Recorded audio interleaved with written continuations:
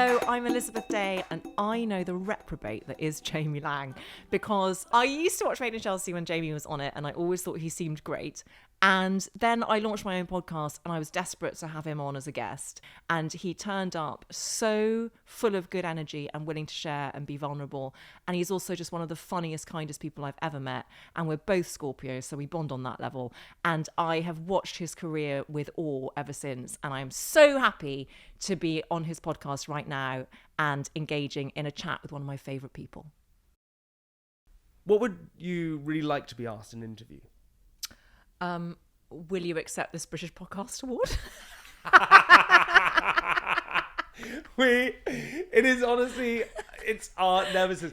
We can say this. Can we say this? Yeah, we can 100%. We can say this. So, Elizabeth and I always laugh about the British Podcast Awards. And Elizabeth, once we were in the audience, and you were up for Best Interview podcast, and it came to the gold. The number one, the award goes to. So there'd been like bronze and silver. Yeah. And it hadn't been me. It's a category. It's 6 shortlisted. There'd already been bronze and silver. Mm-hmm. Okay. I wasn't in there. Okay. Yeah. So now carry on the story. So you weren't in the bronze and silver. So you hadn't come second or third. No. So and you were like, well, I'm not in the bottom 3. So I'm not 4th, 5th, or 6th. So hang on a second. And before they announce gold, they give a description of what the interview is like, and the description was... So what was there, something along the lines of... It was something like, the judges were impressed by the sensitivity and deep empathy of this interviewer and the way they got the most vulnerable stories out of their guests. And at this point, I was looking at you, and I could see Elizabeth... Also, Jamie was basically like doing a thumbs up gliding at up me. out of her chair, being like, it's... I am that. I do belong. And they said, and it goes to, I don't know who it was that year, but probably George the Poet. George the Poet won everything apart from this category. It was Ollie Mann who won it. I can't even remember. Can't remember the name of the podcast. Sorry, no shade. But it was one of those moments that if the camera's gone at the Oscars, gone to you, what the fuck?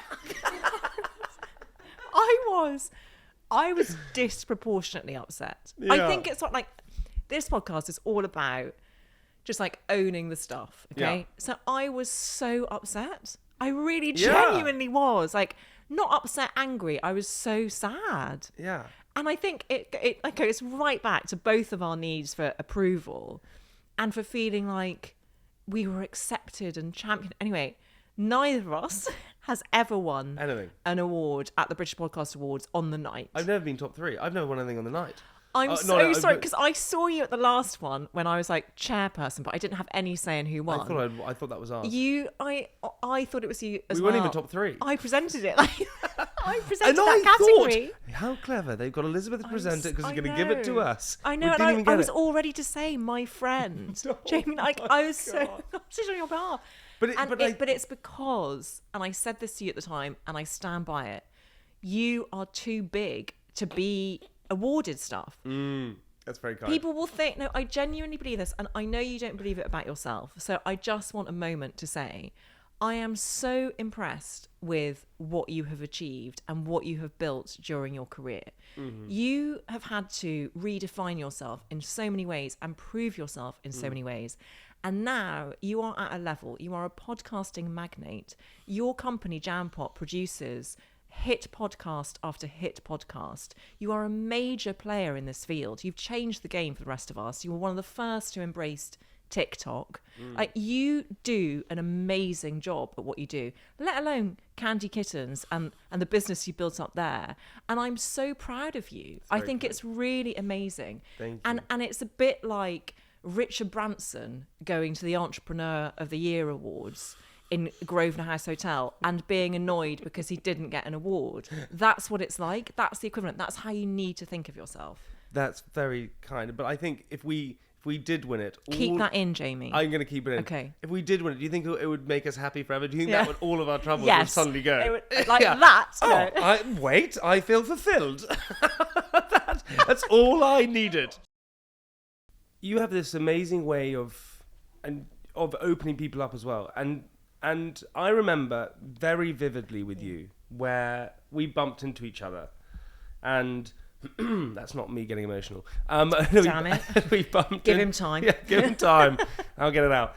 We bumped into each other. I just finished a podcast and I walked outside. We were in sort of Southwark area. Yeah.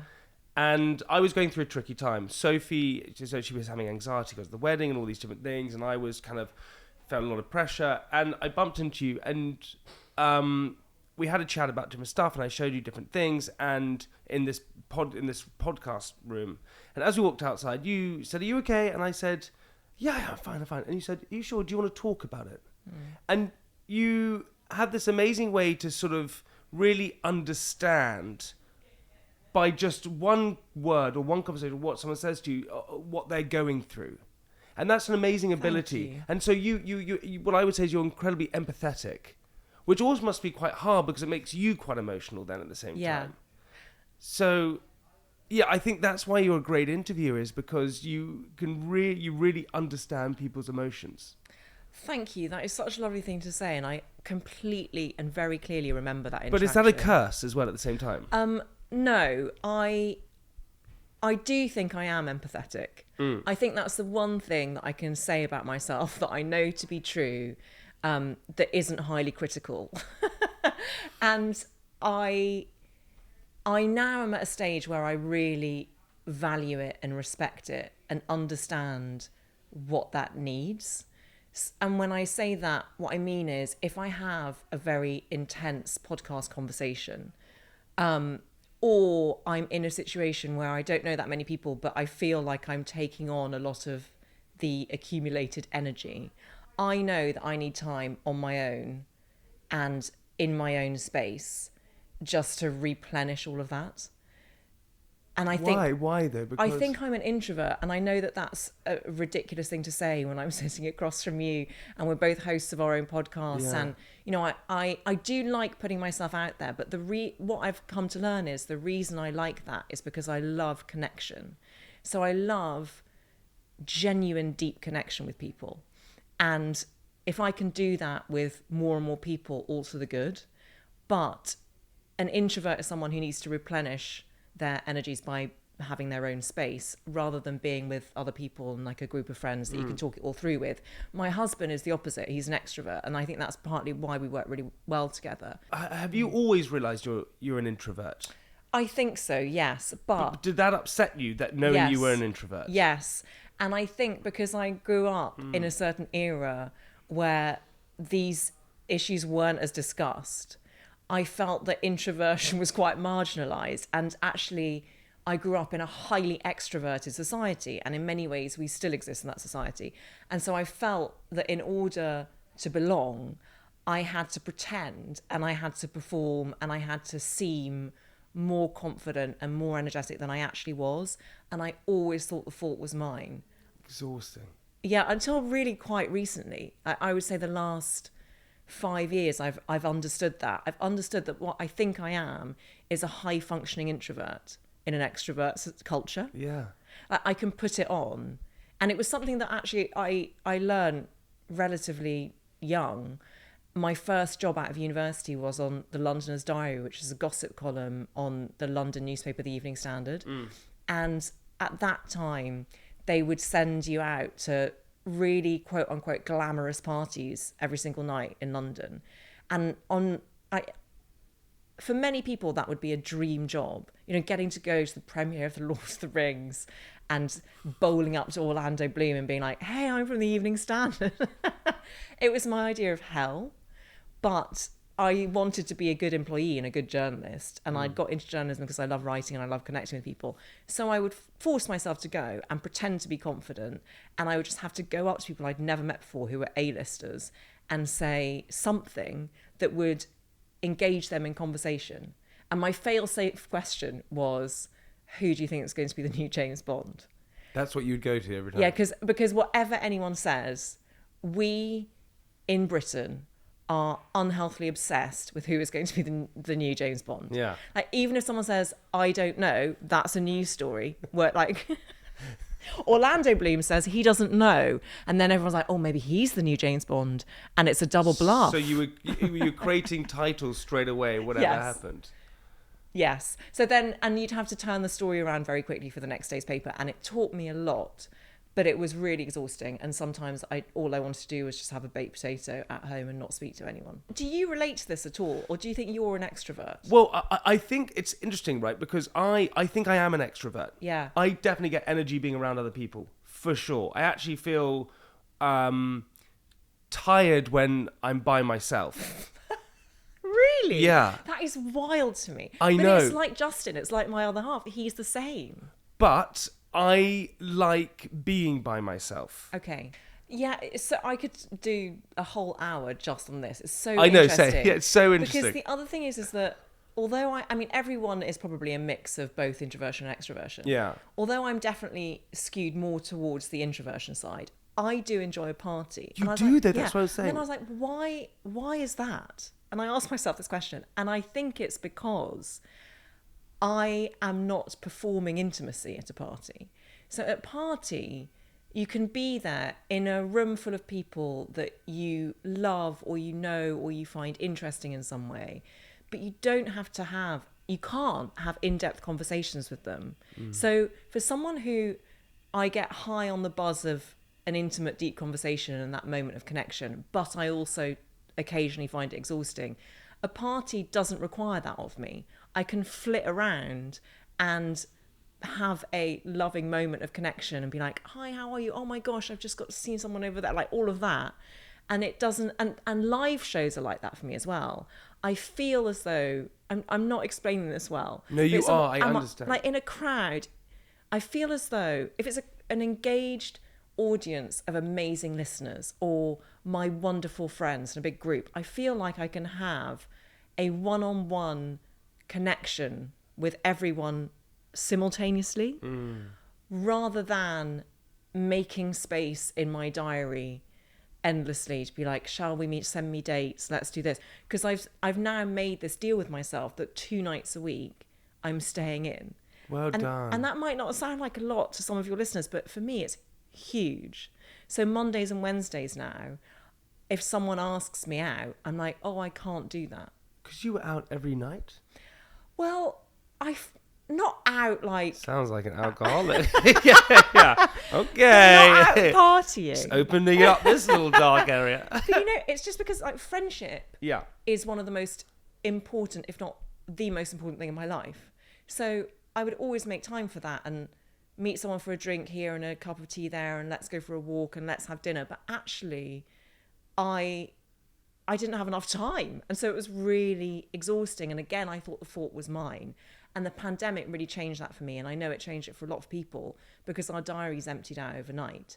And I was confronted with the realization that the way I was spending my time was not the most nurturing way for me to be the best version of myself that meant I could show up as the best friend I wanted to be. But that's a lot of pressure on yourself. Because that one would say that what you're trying to do there is that you're not turning up to be the best version or best friend that you can be to somebody else. But actually, you don't need to be a version of yourself. You can just be anyone. Because actually, people feel... What? Yeah, I know. Mind blown. That was such a but it's good true. and generous point. Yeah, but it's true though. I think to delve deep into it, maybe is it because the sort of the recharging session that you have on the Monday and the Wednesday, yes, right, is because you then can turn up and be that best version of yourself. But is that would you say that's performance led or no? Because I don't think you perform in... No, I think acceptance is what we're getting at. Yeah, and I think it's taking me a really long time to understand the difference between fitting in and belonging. And fitting in is when you change yourself according to someone else's desires of you or what you project those desires to be. Wow, yeah. So classic example, I was a bit bullied at my first secondary school. When I went to my second secondary school, I really just wanted to make friends. Like that felt the safest thing to me. And that had a knock-on effect with my romantic relationships throughout my 20s where I just never showed up for myself. It was always what the other person wanted or what I thought they wanted. Which sounds like it's nice. It's not. It's actually selfish because if you don't take the time to know yourself, how does the other person know who you are? But explain that more. So in what sense? So when you were getting into a relationship with someone, you would be guessing what version you had to give them. Yes. In order for them to like you. So you basically, yeah. So give me an example. So what would you do then? So I don't know. Here we go. No, I'm here for it. Okay, great.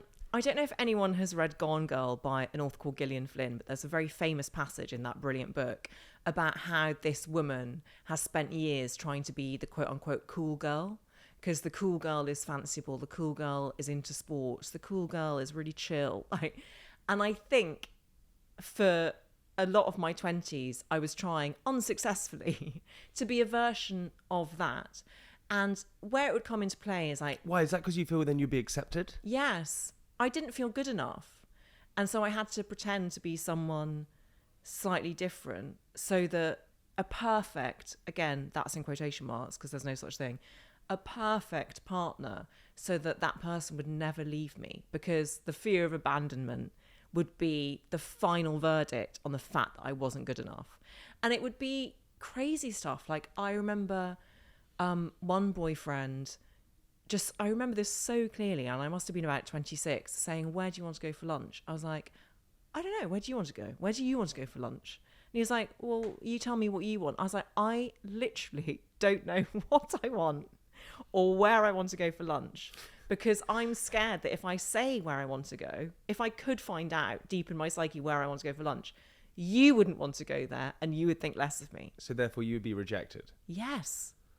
It's wild to think that that's the way you know, because one would, you know, from an outside perspective, smart, beautiful, kind, friendly, charismatic, funny, all these amazing things, but yet you still don't think that's good enough, and you can't see that within yourself, especially in your 20s. Yes. Thank you. And what a horrendous... And I think so many people relate to that. Yeah. 20s is an awful time. Nightmare. It is shit. 30 is tough too, by the way. I'm here to tell you 40s are great. 30s suck dick. Oh my gosh. It's not fun. My entire life imploded. And when I was your age, Jamie, she said, like a grandmother from the American Revolution. When I was your age. They're really tough in a different way. Why were your teen years tricky? Why is that a tricky just in general for people? In general. Because speaking from my own experience and from the experience of some other people that I've spoken to, you don't know who you are and then some in your teenage years. So you are trying to forge your own identity at the same time as you are still part of your family unit. And your family unit will still encourage you to see yourself in that way. So I'm the youngest child of two. That will forever be my role in my family. I'm going to be the youngest. I'm going to be the baby. I'm going to be the one who, in her own head, doesn't have enough agency to be herself almost. And I think your teen years are the first time that you start experimenting with those boundaries. And how much do I think I'm part of this family unit, and how much is it important for me to forge friendships outside of that, and who am I within that soup? And at the same time as that's happening, you're going through school, which, by the way, is so tough. I still wake up today and think I'm so grateful I'm not at school. I was of a generation, honestly. Yes. What? Yes. What? School is hell. You have to, it's like prison. It is so regimented. You have to get up earlier than anyone ever wants. So true. It's so often true. dark. You have to either you're at boarding school where you're questioning everything and does my family love me? Yeah, and then doing a cross-country run at 6 a.m. in the freezing cold, and told you can't wear trousers. So your knees are freezing. It's -5. You're like, what? You had a night listening to other people shuffle, cough, and masturbate in beds next door to you. And Theo Bottom sits on next to you and shouts, "Mommy!" And you go, "What the hell is this?" Theo Bottom. Theo Bottom. Oh my gosh, is that an actual person? Yeah. Shout out to Theo Bottom. Theo Bottom, you're lovely. Oh. Yeah. Shuffle and masturbate.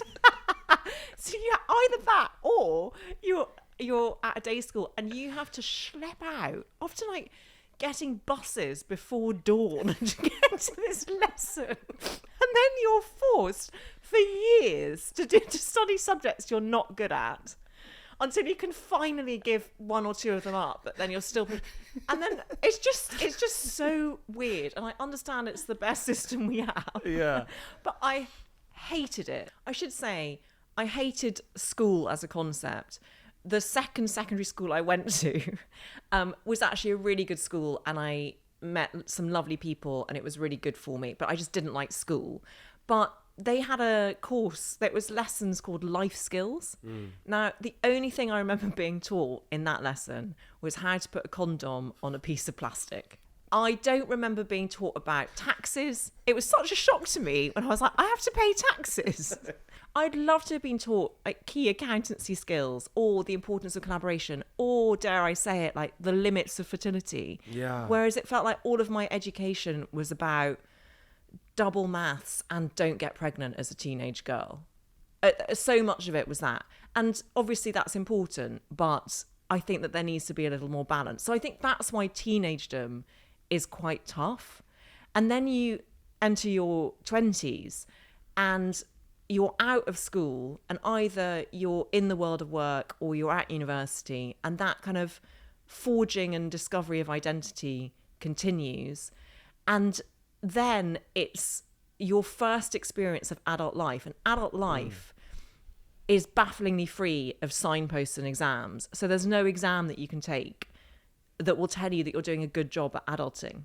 So in your 20s, all you have to compare yourself to, it's the example of your parents, if you're lucky enough to have parents, or it's cultural signals, so rom-coms, like the stuff that you watch on television, what that's telling you, or it's your peer group. And in the age of social media, that's so much more pressured than ever before. Yeah. So you will, my experience, and that it was a world before Instagram, was very much like, I'm not doing as well as X. I'm not as far along in my career as I should be because of Y. I am not having a footloose, fancy, free life of the sort embodied in Sex and the City or Friends. Like and should I also be having a long-term relationship, or should I be having one-night stands? Like, I just don't know where I sit in this. And so that's why your 20s, I think, are tough. So you constantly think you're failing all the time? Yes. Because you don't know what's right? Yes. And interestingly, when I started How to Fail, my podcast, the first few seasons, so many people came and chose their 20s as one of their failures. Yeah. And it became something that I'm really passionate talking about, because I think so many people in their 20s feel that they're the only ones feeling that they're failing. And I promise you that you're not. And also, I think that we've been sold a myth that life is a race, that we need to be achieving greater things younger than ever before. And I think that comes from the wrong-headed idea that as we age, our power somehow diminishes. And that has been the opposite of my experience. I feel that I have got more powerful. I know myself so much better the more that I age. And my success, conventional success, like conventional CV on paper success, has only really come from my late 30s onwards. That's amazing. You're so right. I love that power is with age, and it's not the other way around. Yes. The power isn't with you when you're young, and you are. We're fed lies. Yes. If you're not Mark Zuckerberg and you're not a billionaire by the time you're 2, you haven't been a success. Yeah. And so that's driven into us. But that's one person out of 7.5 billion. You know what I mean? It doesn't matter. And actually, I completely agree with you.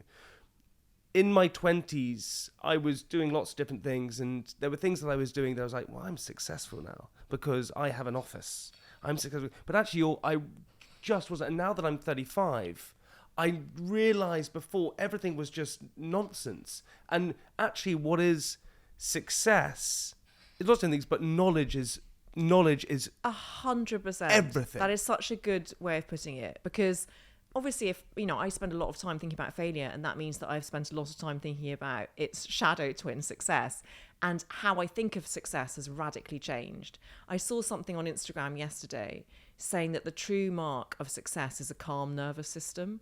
And I thought that was so good, because that comes from knowledge. Like, the ability to retain your inner calm even when there is outer noise, the understanding that you don't have to take on everyone else's opinions, that everyone else isn't right and you're somehow wrong, that is success. Like, that is a measure of authenticity that only age and doing a podcast about failure really has brought me. Because now, to go back right to what we were talking about at the beginning, I feel so accepted by a community of people where I am able to show up as myself, as my deeply flawed self.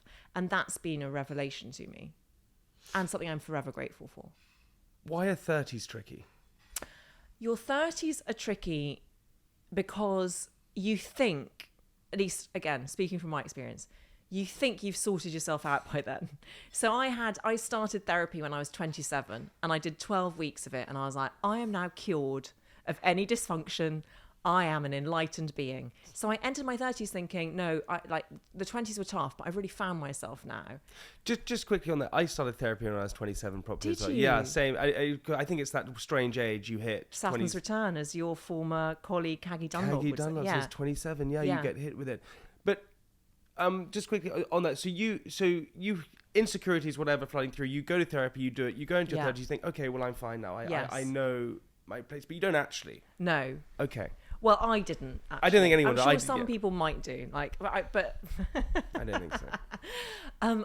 And I then had a very boringly heteronormative, conventional idea of what my 30s should be, and again, that came from a diet of 1980s rom-coms, probably. Like, I love Sleepless in Seattle and Working Girl, but spoiler alert, like, your life probably won't be like that. And that's a good thing. But I thought, and I succumbed to the pressure, to peer pressure, like all of my peers, it seemed, were settling down and finding their person and moving in together. And I felt that that's what I should be doing. That's where the secret of happiness was. And so I thought I knew myself. I thought I knew what I should be doing. And I got into a relationship with an older man. And that also made me feel like I'm so mature that I can be in this relationship with an older man. How much older was he? 11 years. Okay. And we got married. And I didn't realise that we had each got married to the wrong person. I really did think I was showing up as myself. And actually, I didn't. And there were various other things that went on that I can't go into because it's not just my story. It's his too. So fair. When he got down on one knee or proposed to you, were you shocked? Were you, oh God? Or were you like, no, this is everything I want? Because my experience, because of course I got married, I think for anyone, whenever you get engaged, there's a bit of a, whoa, for the man and for the woman, or to both men, or whoever it is, you know, whoever you're getting married to, there's a sudden moment where you suddenly go, hang on, is this what I want? And someone really, it's quite interesting. Someone very funny said to me, same thing. They said, people fantasize about marriage because they like the idea, stereotypically, of getting a ring, everyone congratulating them, loving it. No one thinks about marriage. Yeah. You don't think about what... The thing after. You think about in that moment. And that moment is amazing. But there is... When you got proposed for the first time, were you ready for it? Yes and no. I think... Because you're also a people person. So when someone offers you that something or says that to you, of course, the only thing want to do... Yes, and I had wanted it, though. I had also wanted it. And I just, the overwhelming feeling I get when I look back is tension. Like, I can now feel how tense I felt then, and it's making me sad. I was so tense and sort of highly strung and like trying to be the thing that I thought I should be and that I thought he needed and that other people needed of me. And I think where my 30s transitioned from my 20s, my 30s were where I was performing being a grown-up, but I was kidding myself that I was the grown-up. So that doesn't make for a necessarily fulfilling or successful relationship. And I think where it came to a crunch point for me within that was when I tried and failed to have babies, and I had recurrent miscarriage and IVF unsuccessfully. And that made me really reevaluate who I was and what it was that I wanted. And I just realized that I was deeply unhappy. And there were other reasons for that. But we got divorced, and that happened when I was 35. So that is a sort of key moment to feel that your life, as you know it, has totally imploded. Yeah. So all of the things that I thought I had wanted on paper, suddenly like that, no, actually, you were in the wrong place. And I was confronted with blankness. I did not know what was going to happen next or what I was going to do next. It's not great being a single woman in your late 30s and having to go on apps for the first time. I'd been in a series of long-term monogamous relationships back to back, more or less, until that point. So it was a journey of discovery, and it was really scary. Well. It was really scary. Because it is scary, because also, you know, we've been trained to believe that by the time you're 35, you should have all your shit together. Yeah. You should know everything. Yeah. You should be, this is what you're... And actually, we just don't. Yeah. We don't. And then when you do get divorced at 35, that is scary. And, you know, you're right in saying, from a women's point of view, for some odd, bizarre reason, we've been trained to believe that may be a bit scarier because we talk about fertility and all these different things. Exactly. And it was so scary. However, on the flip side of fear, there's also excitement. Like, very often those feelings are quite similar. Anxiety and those butterflies in the stomach that you feel can also signal that something is about to shift or change, or you're about to embark on a journey into the unknown. And yes, the unknown's scary, but it's also just so full of opportunity. I do want to ask about heartbreak, because I think it is important. It's the worst. Because a lot of people who are listening perhaps have had heartbreak and are going through it. And you can go to your mum or your dad or your brother or your friend or whatever it is, and sometimes it's quite tricky. What is your advice about heartbreak? And when you're going through it, it's awful. Yes, it's horrendous. First of all, don't minimise what you're going through. Because for me, I've been through, I think, 6 serious heartbreaks. And the feeling that it is most equivalent to is a kind of grief. And grief is so unfathomably difficult to live alongside and to process. And I think there are certain things that well-meaning people say when you're going through it. They will say things like, you'll look back one day and you'll be grateful for this. And it doesn't help when you're in it, because when you're in it, at least speaking personally, all you want is to have the happy relationship back and to have that person that you spent all this time with and not to feel like you were not good enough for them. It's so soul-crushing. And my advice is actually stolen from Eckhart Tolle, who wrote a book called The Power of Now.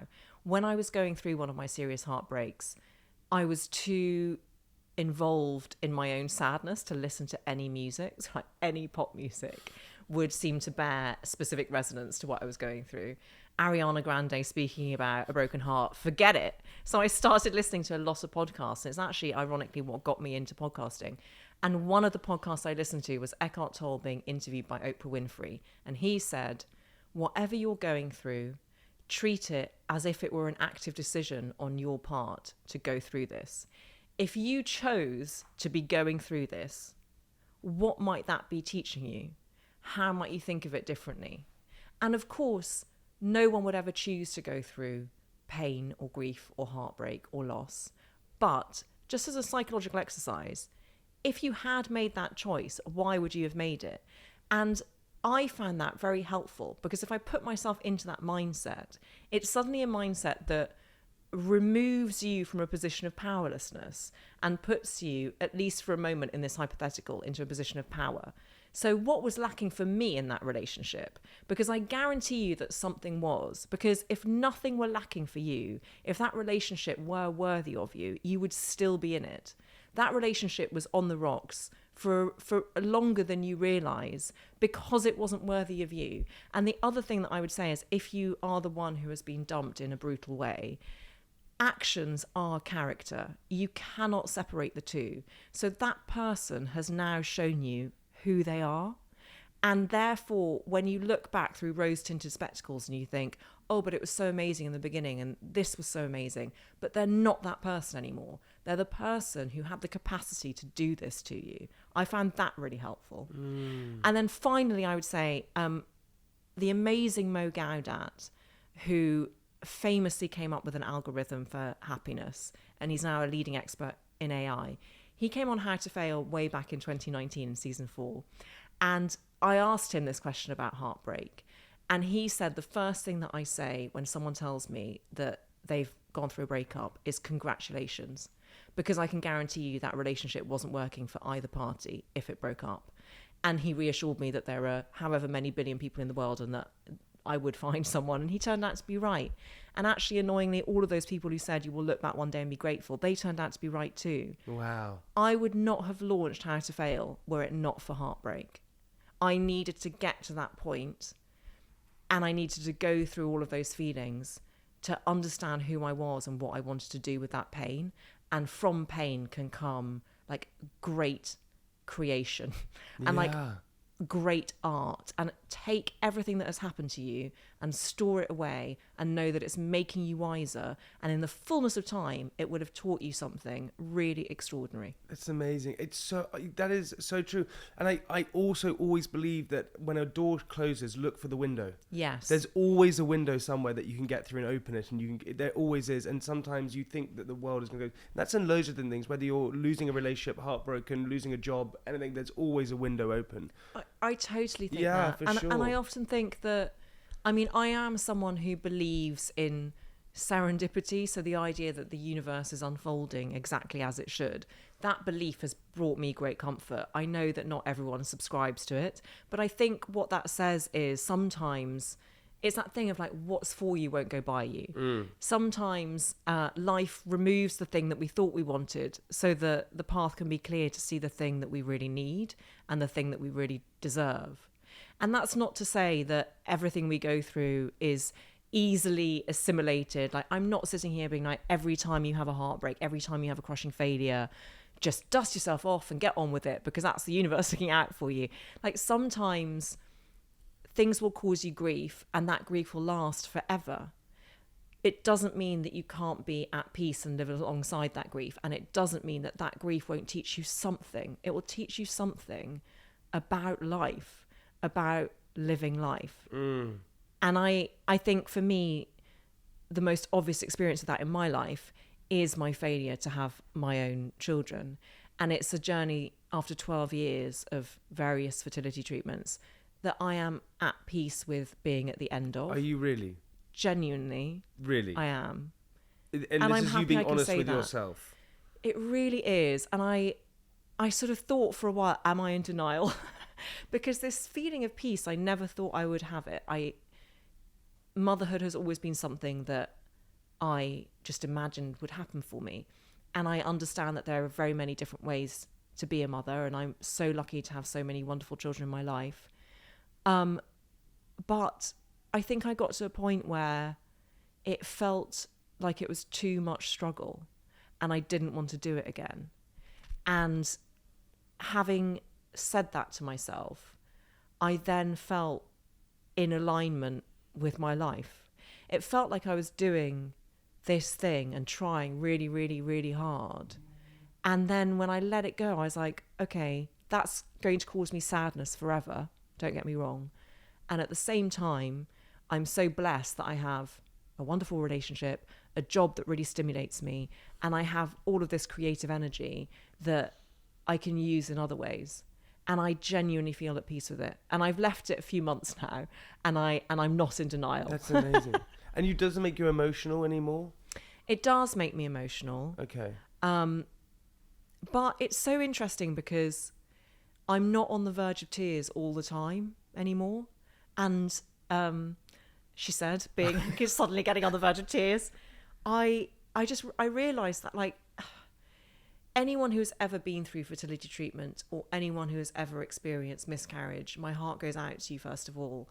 No one will ever fully understand it unless they've been through it. But it is so relentless, and it is this very difficult mixture of huge emotion and a lot of medicine that very often mess with your head because they're so hormonal. For me, I had to do a lot of thinking about my purpose, because for so long I thought part of my purpose was being a parent. And actually I think now that part of my purpose is speaking for people who aren't, who have tried and who aren't, and who for a very long time haven't had a voice in the society that we live in that has elevated parenthood and romantic love above so many other things. And I get so much from that. I had someone come up to me in Starbucks the other day. Other coffee chains are available, but it just so happens that Starbucks does the best high street tea. And I did not think you were going to end it with tea. I'm a tea obsessive. Yeah, I love tea. I only drink tea. I only drink tea. I only drink tea. Another thing we have in common as well as being Scorpios. Yeah, I only drink tea. A woman came up to me in Starbucks as I was at my laptop, and she said, "Oh, are you Elizabeth Day?" And I was like, "Yes." And she said, "I just want to thank you. I'm going through fertility treatment at the moment." And she welled up, and I welled up, and she started crying. And I was like, I know exactly where you've been.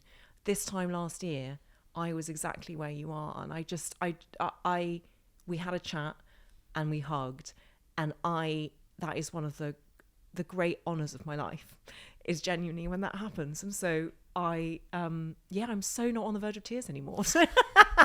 No, it's like, that's amazing. That's a gift enough for me, genuinely. Yeah. That is amazing. I don't think I'm oversharing here, but with, there's the very famous scene in Fleabag. Yes. With Phoebe Waller-Bridge, where she has a miscarriage in the bathroom. Her sister does. Sorry. Yeah. She comes back to the table in the restaurant and has to act everything as normal. And you're great friends with Phoebe. Yeah. And that is based on your story. Yes. Which is incredibly...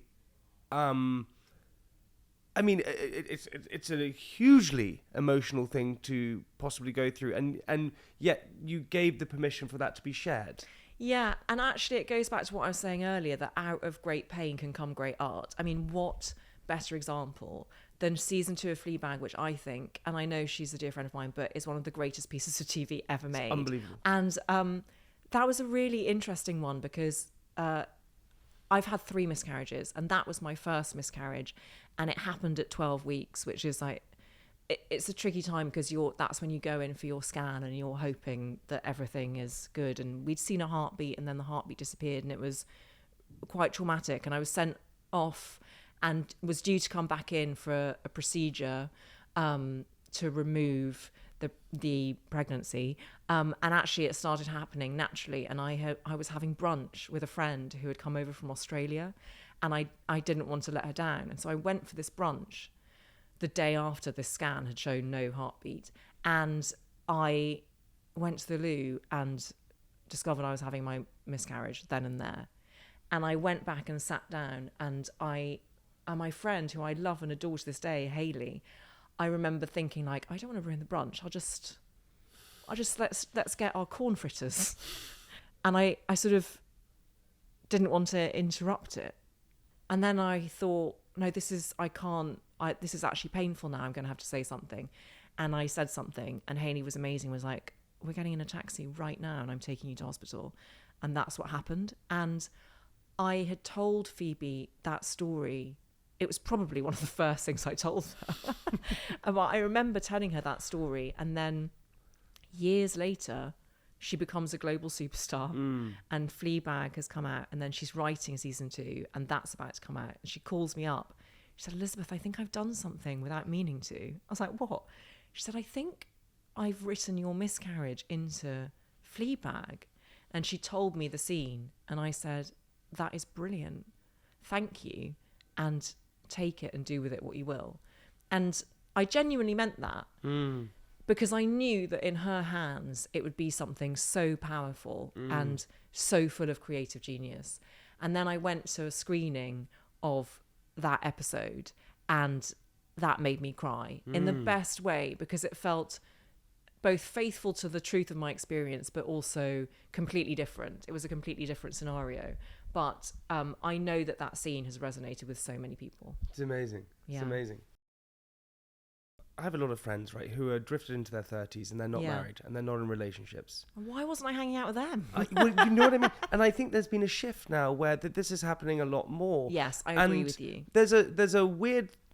30 is a weird age when you hit it and you're not in a relationship and you're not married or whatever. But it's not married, but not in a relationship. It feels a bit weird. When I turned 30 and I had just broken up with my ex-girlfriend, I remember lying in bed and my dreams would be that I was just going to be alone forever. Jamie, you know that was one of your failures. When you came on First Fail, I looked them up recently.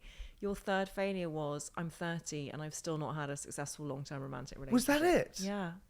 And I felt really moved and like proud of you that now here we are 5 years later. That is so interesting because I remember for me, it was something like, again, we go back to this being drilled into you. Okay, you go to school, you then go to university, you come out of university, you have a degree, you get what they call a normal job. You get the normal job, you have the normal friends, you suddenly get a mortgage with a flat or whatever you can afford, and then you get married. And by the time you're 32, you have a kid. That's what I thought life was. And so when I had hit 30 and I didn't have a normal job and I wasn't in a relationship, I suddenly thought, well, this is scary. And actually, I am so happy that actually I found love a little bit later. So I found, I fell deeply in love and married Sophie at the age of 34, 35. But obviously I was in love before that, but married at 34, 35. And actually, as we talk, I understand myself a lot more. Yeah. And I think for people listening who are single, perhaps in their 30s and worried about it, actually, I think it's a good thing. I really totally think agree. it's a good thing. And I think as well, as I've mentioned, I'm 45. So when I was in my 30s, it was a different economic climate. And I do actually think that has an impact. So it was easier for my generation to get our first step on the property ladder. And it is so fucking difficult for people now. And I think, therefore, one of the knock-on effects of that, of not being able to own your own home until you're 85, is that your sense of life stages has probably shifted a bit. So maybe that's why there are more single people in their 30s now. And I salute and applaud you. I completely agree with you that it took me, I think, and it definitely took me until 39 to have a relationship that is fully functional, healthy, loving, accepting. And that's partly because I don't think I knew myself until then. And I had to be knocked around a bit by life. And I had to be humbled by some of the things that I went through. And I had to think, oh, I've failed here. Why is that? And be really honest with myself. Correct. Not pretend to be honest, there which I you was go. doing for a long time. Yeah. But be really stripped back and honest.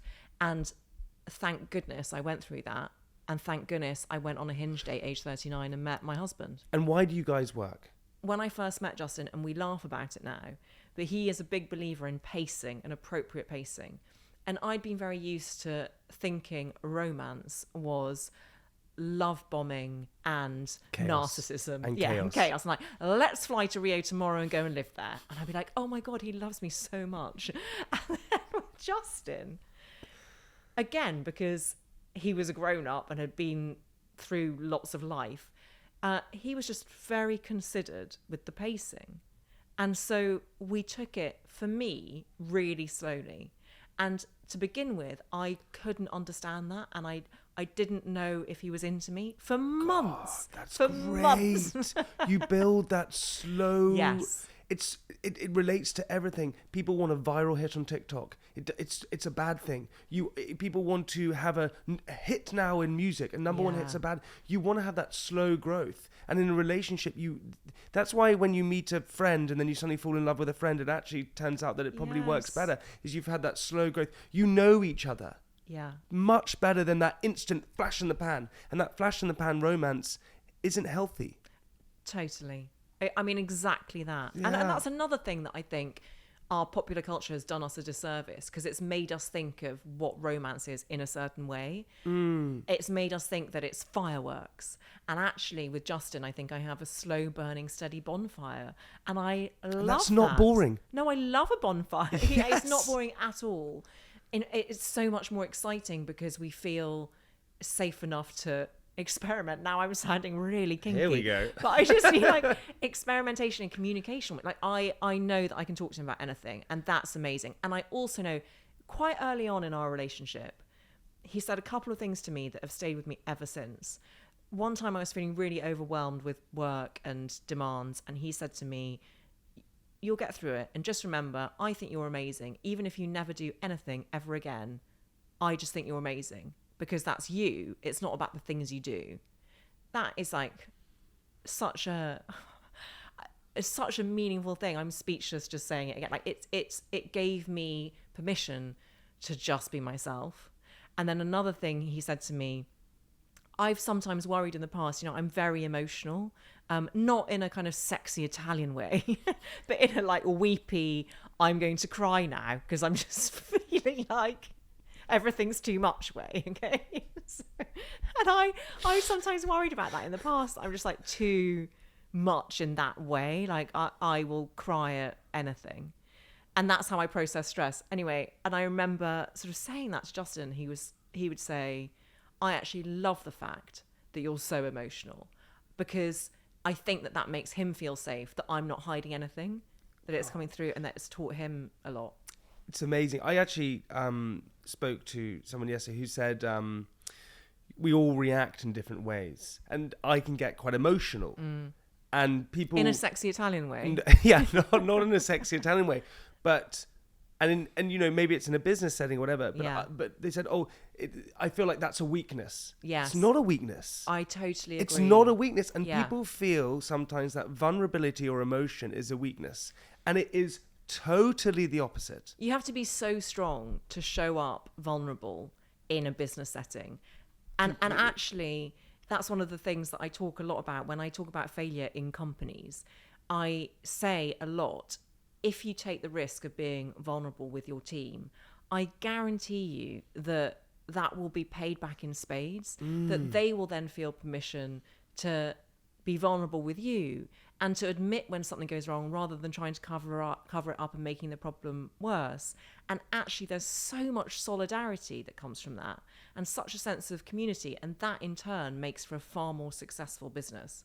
I literally couldn't agree more. I don't know if you want to talk about this, but I want to take you back to when we did a live show in Bath many years ago. It was a live House Fail show, and I met your mum for the first time. Shout out to Penny, who I love and adore. She's slightly obsessed with I'm you. obsessed with her. In a weird way, she's slightly obsessed. She'll be listening to this as well and be going, and she'll be going, yes, I am. Yes, I am. I love you, Penny. And you had just started dating Sophie. It was quite early days. And I could tell something was off with your energy, even though I didn't know you that well, but I feel like I know you deeply at the same time. And I said to you in the green room beforehand, when I say green room, it was just like up a flight of stairs and there was a fridge and one seat. Anyway, I was like, are you okay? And you said, this thing has happened. Do you want me to talk about it? Yeah, you can talk about it. Yeah. Where Sophie's really upset with me because I was so stupid and I DM'd this woman in Manchester. Yeah. And Sophie found out, and she'd gone to film Made in Chelsea. In Argentina. In Argentina. She had seen these messages. Yeah. Yeah. And you were devastated. And I so understand that feeling of devastation when something is awry in your romantic relationship. It's so horrible and soul crushing. And I wanted to fix it before we went on stage. I was like, come on, Jamie. I know. You're doing a fucking show. I'm kidding. I wanted you to be okay. And I sort of weirdly believed in both of you because... Yeah, you did. Because I'd watched Made in Chelsea and I still do. But we also had this... Mea culpa. We also had this moment together, which... this is not oversharing. Oh my God, yeah. Yeah, so what happened? So... Can I say this? Yeah. Oh my God, okay. This is Thanks for no giving me word permission. of a lie. Okay, so Jamie came on How to Fail way back when because your female best friend, Georgie LaRue... Correct. She and I followed each other on Instagram, and we'd kind of understood the connection. And I said to Georgie, I'm desperate to get Jamie on the podcast. And she was like, that's really easy. I'll sort that out. And that's how it happened. But I had never met Georgie in person. And so the three of us went for dinner. Yeah. It was a seminal dinner in the history of dinners. It was so fun. So great. We went to this place in Covent Garden. We got smashed on tequila. And then all three of us saw a mouse in the restaurant. So forevermore, that evening is known as Tequila Mouse. You climbed drunk into a digger. A digger. So we went onto the streets afterwards, and I climbed onto an abandoned digger, and you took a photo. And you couldn't understand why I wouldn't get on it with you. I was like, why? Because the idea of Jamie on a digger is just so pure and sweet. I was like, please. Anyway, rolled back home, got up the next day. It's the worst hangover I think I've ever had, and I had to fly to Ireland. You had to fly to Ireland. But so during that dinner, you turned up and you were glowing. Georgie and I were like, what's been happening? And you'd been, I think, dating Sophie on and off. We weren't really sure what was happening. And you said, I've just had sex with Sophie for the first time. It was the night before. And you said, honestly, I'm not being funny, it was electric. And you said there was a point where, this is so oversharing. You can cut this out. And you looked into her eyes and said, did you feel that? Is that just me? Not about your penis. It was an electric shock. It was. Yeah. It was an electric moment. moment. But you never said, did she feel it? What did she reply? Just thought, she honestly, I say this today, I whispered it to her, and she was like, this is the biggest ick. She was like, this is vile. Like, what are you even, like, breathing on me saying this? But it was like this electrical moment. And it was, and I swear by it. I honestly, it was so bizarre, and all these different things. And the reason why it was so profound for me was my grandmother had this experience that she told me that subconsciously I'd totally forgotten about. And she said that she was dating my grandfather's flatmate, and she would go to the flat every single night, and she would see my grandfather, James, in the corner of the room with his hands on the newspaper doing the crossword. She loved his hands. Anyway, she never spoke to him, but one night the flatmate said to James, my grandfather, can you take Ruth, my grandmother, home? He said, absolutely fine. So she got in the car, took her home, had a conversation, and my grandfather got out the car, walked around, opened the door, and said to my grandmother, Ruth, we're here now, we're home. She said, I'm not getting out. And he said, you've got to get out. And she said, I don't want to. And he said, if you get out, I'll marry you. And she said, you'll regret that in the morning. And he put out his hand, and they touched hands, and she said she felt an electric shock. And anyway, she woke up the next day from a call from him, and he said, I don't regret it. And they were married for 60 years. Yeah, it's amazing. Unbelievable. So I think with beautiful. Me, I had this sort of idea in the back of my mind about love. But the interesting thing about Sophie, when those messages happened, what was really great about that is that, firstly, I think we live in an age where we are always looking for the grass is greener. I think we're always, what my mum would say, window shopping. And whether that may be for new relationships or maybe new jobs or whatever it is. And it made me very quickly realise that when I had lost Sophie, because I did lose Sophie because she didn't want anything to do with me, you very quickly realise what you have lost. And actually I was able, luckily, to work it out and get her back and all these different things. But I give myself credit there. Because do you remember that I, never having met Sophie, but in that green room in Bath, I was like, you had said, oh, she really respects you or she listens to the podcast or something. Yes. And I said, do you want me to voice note her? Yes. And I voice noted her. Yes, you did. On Instagram. She must have thought, who is this total weirdo? And I was like, I'm so feel for you, but I just want you to know that Jamie is genuinely devastated, and I think he's being completely truthful, and I think he'll change. And so I basically give myself credit for the two of you getting married and being the superstars that you are today. You're welcome. You saved the relationship. I didn't, but I always think of that moment. Okay, 7 questions. You ready? I'm so ready. Let me take a sip of tea. Of tea. What's a saying or phrase that always makes you smile? The universe is unfolding exactly as it should. It makes me calm. The universe has my back. Mine specifically, not yours though. I'm kidding. Everyone's. What scares you most about yourself? My tendency to be judgmental of myself. So highly critical of myself. And I think sometimes that extends to others, because I just imagine that everyone else must be judging all of the time. And I think that makes me judgmental. And I think the other thing is cowardice. So my conflict avoidance, I think, sometimes makes me too scared to say what's bothering me or if something has gone awry, not in my romantic relationship, but more in my friendships or my work relationships. And then I end up in a real pickle because I haven't said anything. And then I have to do something dramatic to get out of it. And like, that is something I'm really working on. So I think that makes me not as honest as I would like to be in those conflict heavy situations. God, Jamie's like, I just need snappy answers. No, I love these. This is great. As long as you want. Okay. When was the last time you cried and why? Today, in this podcast, I held myself back, but actually it was meeting that woman in Starbucks. I cried then, and before that it was watching MasterChef The Professionals, the final. So moving. That guy Tom, what a genius. I will cry at anything. My biggest cry was when I cried at the NatWest advert when the person lost the scarf on the bus. They got it back in the end. I bet you cry at the John Lewis advert every year. Oh my God. Sometimes just the music. Anyway, yeah. What's something you can't let go of? The past. So not only do I bear a grudge, like that's a Scorpio in us. I will forgive, but I will never forget. But it's also that I believe the past makes us who we are. And so that's why I don't want to let go of it. What's something that you're embarrassed for people to know you like or want? British Podcast Award? No, I'm kidding. Half kidding. I'm not embarrassed by this, but I have an addiction to reality TV. I love the Real Housewives franchise. Those women have got me through some really difficult times. Genuinely. Do you like Salt Lake City? Yes. Like, I watch them all, Jamie. I love them all.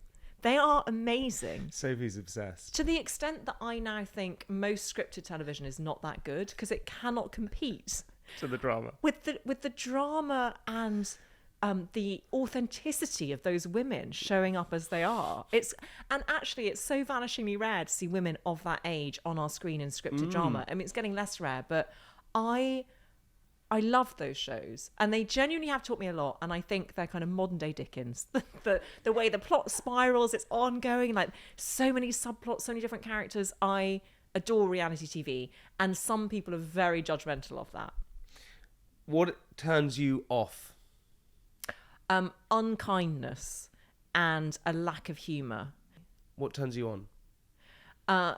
Being sweet to animals. So if I'm with someone and they will stop almost every time they see a cute dog or a cat to give it a little tickle onto the chin, I find that so completely wonderful. What do you like most about yourself? I'm empathetic. I do think that is a thing that I have.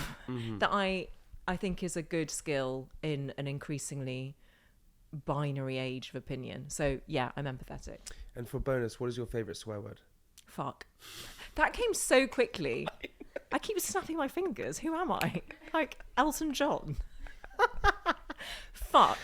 It is just perfect. The length, the clarity of the consonants.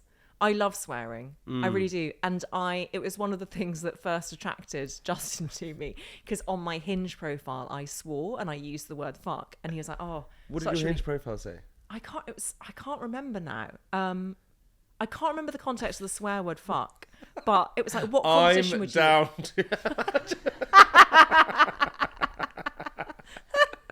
down. I'm fucking great at fucking. That I don't know what he saw in me, but somehow he was like, swipe right. I'm really down. That was just it. Oh my God. And then just a picture of your book. Yeah. But it was before any of that. That's the wild thing. It was before How to Fail. So it was amazing. Like, what is your favourite swear word? This is when he goes cunt. I know, really aggressive. Clip that for TikTok, eh? Just look down the lens and said. Daily Mail headline. I think mine is shit. I quite like shit. Oh, okay. Shit. Yeah. And lastly, why are your 40s the best decade? my 40s are my best decade yet, because I feel that I know myself better than I've ever known myself before. I've accumulated some wisdom along the way that only comes with age and having been through some stuff. And I understand that I have the capacity to survive things when things don't go according to plan. And that makes me feel really strong. And I think all of that means that I am being myself, and I'm being accepted and loved for being myself by the people closest to me. So that's why my 40s are great. And I think I feel very lucky that I live in an age when we are redefining what our 40s, 50s, 60s, 70s, 80s mean. I look around and I see amazing, particularly women, amazing women doing amazing things at my age and beyond. And I love that. And I think, honestly, even style-wise, I think I know myself better. And that's another thing that I think is a lie, that we look hottest when we're in our 20s. I don't think that's true. I don't think it's true either. Okay. Elizabeth, honestly, I could sit here and say all things. You are just, I don't want this to be some sort of 3am music, go, right, but you are incredible, so kind, so considerate, and you always look out for me. You always do, and Jamie, you're a true friend. So thank you so much for coming on the podcast. Should we cry now? Let's cry now. Okay. I love and adore you, and anytime, and I think you're great. And this has been an epic chat. Thank you for having me. And I do want to say before we go, the new season of How to Fail. Thank you. Has just launched. Yes. And there is a whole new look. We've got a whole new studio. It's super exciting. We've got lots of exciting plans up our sleeves. We've got a YouTube channel for the first time. All of the bells and whistles. So yeah, please come and give us a listen. Go and listen to it right now. Elizabeth, thank you so much. Thank you.